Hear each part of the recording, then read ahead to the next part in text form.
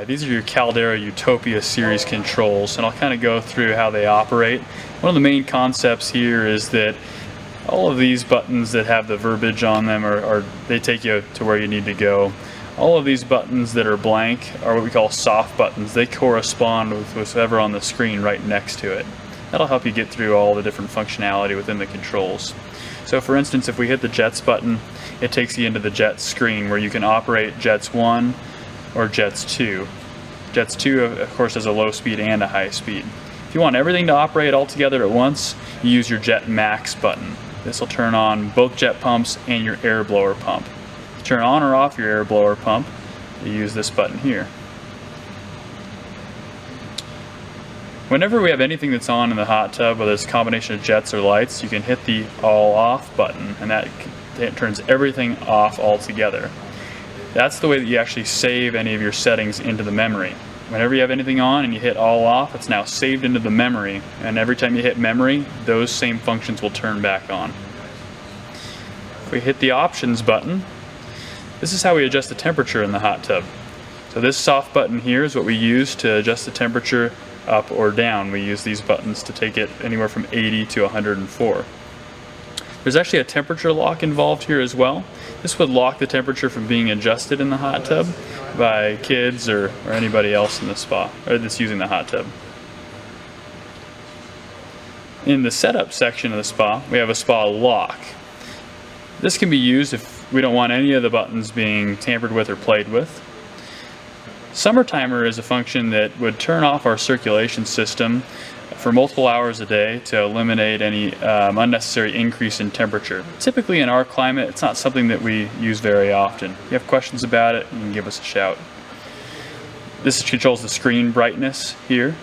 We can hit the More button to get into an auto clean cycle. This automatically turns the spa on once a day to send an influx of water through your filtration system, your sanitation system, just to give that extra water movement per day. If you're gone for long periods of time or not around the hot tub, it's a great function to use. The auto exterior lights function lets you turn the lights on, but it also turns on at the exact same time every day once you turn that to the on position. So at this point, every day from now on, those lights would turn on at this time.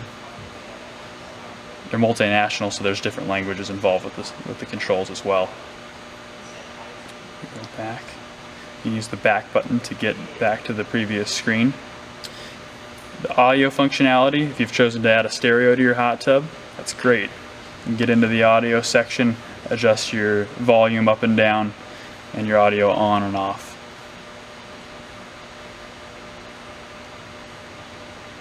The lights button will take you into the different function of the lights. For instance, if we go into topside lighting, we can dim just those lights that are on the top edge of the hot tub. We can change the color of those lights specifically, or we can just turn those specific lights off. Under lighting options, it takes you back to the screen where you can do the same for any of the other sections within the spa. The first screen that you see on the controls, and when you go back to the beginning screen, this is what we call the home screen. This lets us know that the spa is at the temperature that we've had it set for, and it lets us access into the different modes or options. The clean cycle is a fairly important control functionality that we recommend using every time you exit the spa. So when you're getting out of the hot tub, you go ahead and hit the clean cycle, and it runs a 10-minute jet propulsion through the filtration system and sanitation to stir that water up, and it actually turns itself back off after 10 minutes. You cover it up and run back in the house where it's warm again. That should cover any of the questions that you might have about the Caldera Utopia series controls. And for anything else, you can give us a call.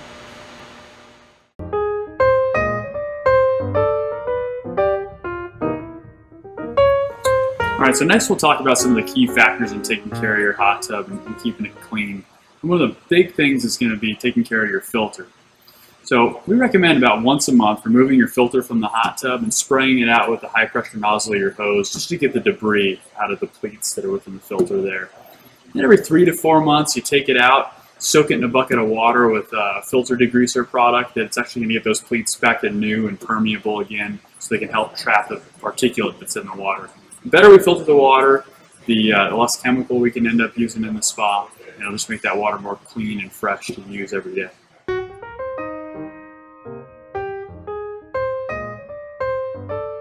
Okay, so we found a few key ways to take care of your hot tub so that it's enjoyable to use every day. In fact, your spa comes with a mineral cartridge. And this is something that goes in the filter area of your spa and has silver inside of it that helps inhibit the growth of bacteria naturally, which in turn helps you use less chemical in the hot tub. So by using that, it lasts 4 months and helps keep the water clean and pure without adding as much chemical to the water. In fact, the product that we recommend using to kill bacteria off and make the water safe and easy to use would be this enhanced shock. We recommend a tablespoon of this product per 2 bathers after exiting the spa. This takes any bacteria that we've introduced to the water and oxidizes it away immediately. The goal is that by the next time you use it, the next day, there's no sanitizer in the water, chemical, there's no bacteria, it's just fresh, clean water to bathe in again. All right, one of the other key elements is going to be testing your spa water about once a week. And what we do is we swirl a test strip around in the water and get a judgment of where the color pads on that test strip match to the color on the bottle. Okay, so let's go ahead and test the water now. We take a test strip, swirl it around in the water for about 3 seconds, and then hold it up to the bottle like so. Each one of these pads corresponds with each one of these color lines. We want to get an idea of which color the pad matches on each one of those lines to then make our adjustments. There's an okay range down each one of these lines that we hope for it to match into, but it'll give us an idea of what we need to adjust. First thing we'll talk about is maybe the alkalinity, and I'll give you an example of how to adjust that. If we're looking at the alkalinity line here, each one of these colors has a number above it, and those are all parts per million of the alkalinity that's in the water. So for instance, if our alkalinity pad matched the color of the 40 there, and the OK range is between 125 and 150, we'll want to be bringing that alkalinity up into that OK range. If we just stab in the middle for, say, 140, between 40 and 140, we have a difference of 100 parts per million. So we can take a look at the bottle now and see how to get it up to that level. On the back of your alkalinity bottle, you have a table. It'll reference the amount of gallons that your spa is. So let's take into consideration you have a 400-gallon spa.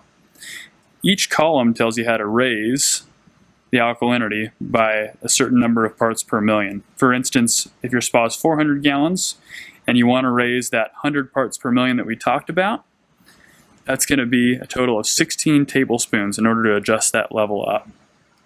Of course, you'd use the appropriate number of gallons to your hot tub and how many parts per million you need to raise your personal alkalinity in the hot tub.